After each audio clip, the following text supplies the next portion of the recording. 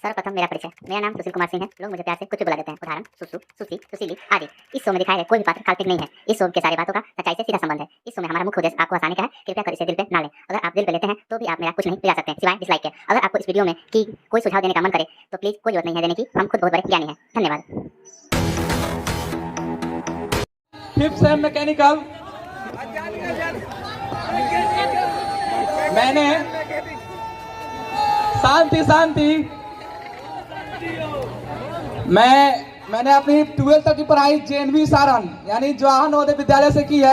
और आप अगर JNV जानते हो तो वो भी एक JNU जैसा ही है, क्योंकि वहाँ पे पढ़ाई से ज्यादा लड़ाई ही होता है।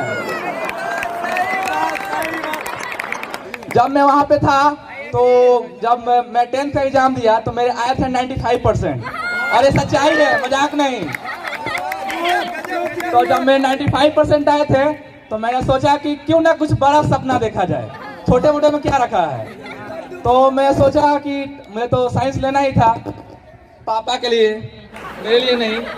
तो मैंने साइंस ले ली और सोचा कुछ सपना देखा जाए बड़ा।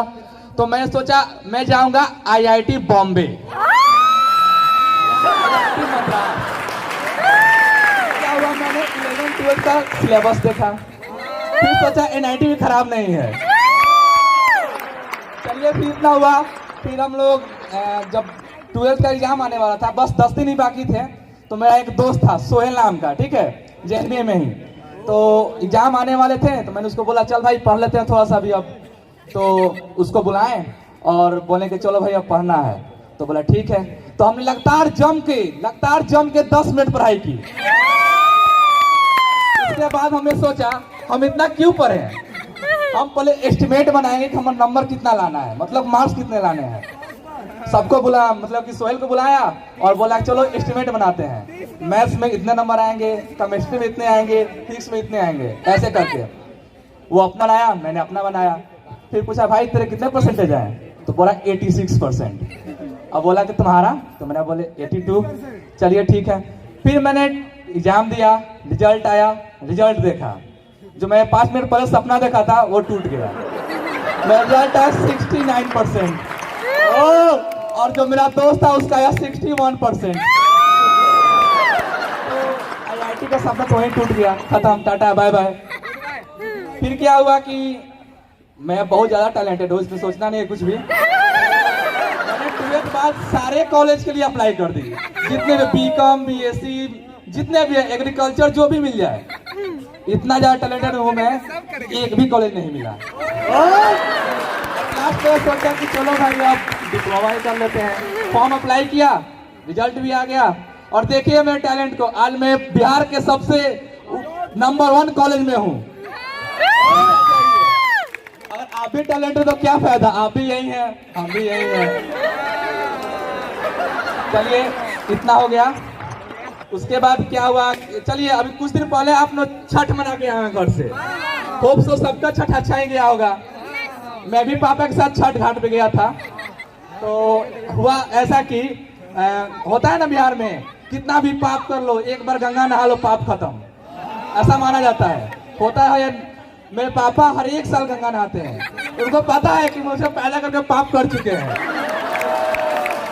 तो क्या हुआ, पापा गंगा नदी में नहा रहे थे, तो पापा जब डुबकी लगा रहे थे उनके सर पे कभी गंजी, कभी सर पे बता नहीं सकते, ऐसे ऐसे हो रहे थे। पापा बोले बेटा आ तू भी नहा ले। तो बोले भाई जो आदमी गर्मी में नहीं नहाता वो ठंडा में कहाँ से नहा लेगा।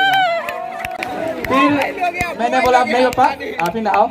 और कुछ दिन पहले मैं मेरी दीदी का सेंटर दिया था कानपुर, तो उनके साथ गया था।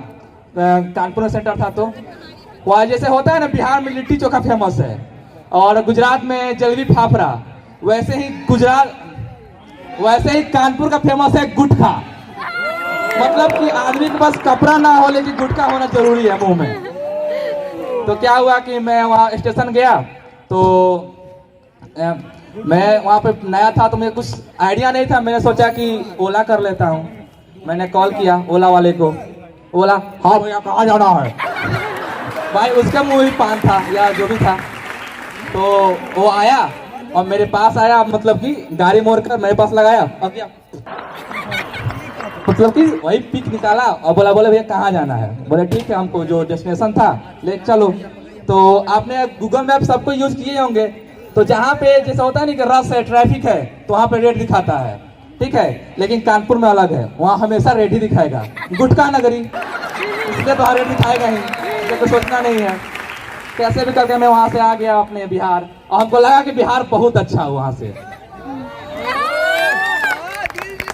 अच्छा, छठ गया, दीपावली गई, अब आ गई है शादियों की सीजन।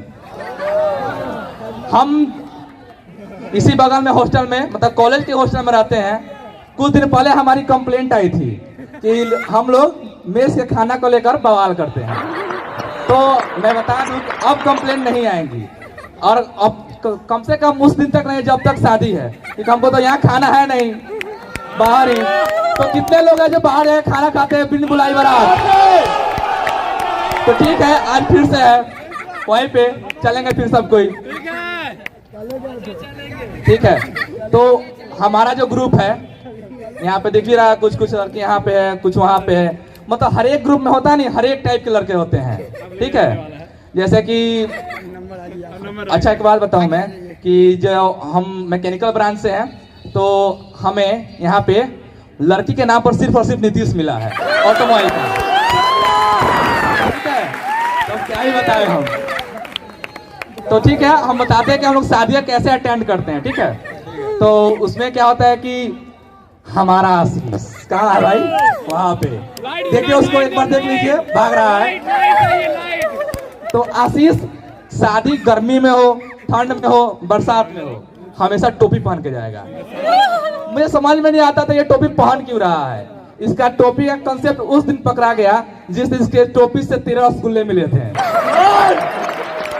और जाकर देखिए उसका बाल खड़ा है, वो जेल नहीं लगाता है, रसगुल्ला का रस है सब। वैसे ही हमारे अश्वनी जो हंस रहे हैं वहां पे, वो भी मैकेनिकल के ही है।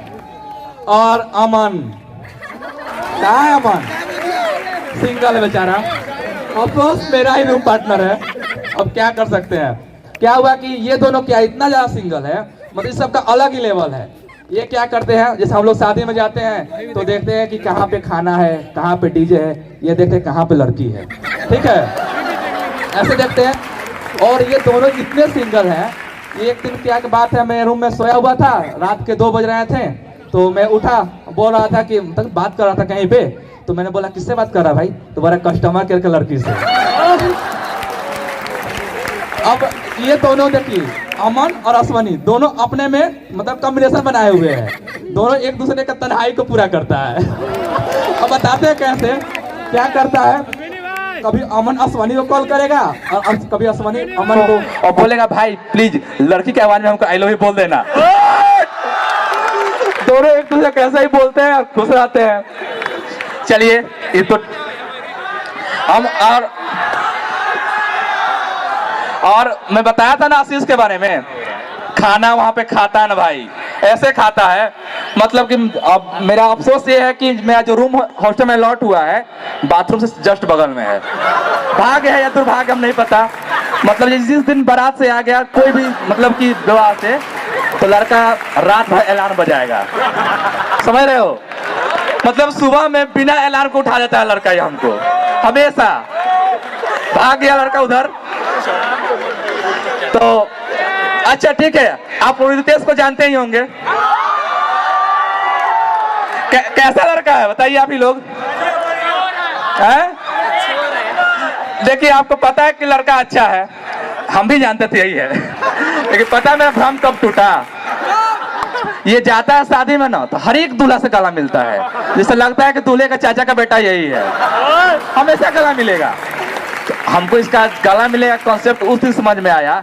ये क्या करता है, गला मिलता है दूल्हा से, और जो फूलों की पैसा का माला होता है ना, उसमें से एक नोट चुरा कर लाता है हमेशा से। चलिए, शादियां आती रहेंगी, हम लोग ऐसे ही करते रहेंगे, लेकिन मैं अब रुकना चाहूंगा। Thank you. तो एनजीपीएन के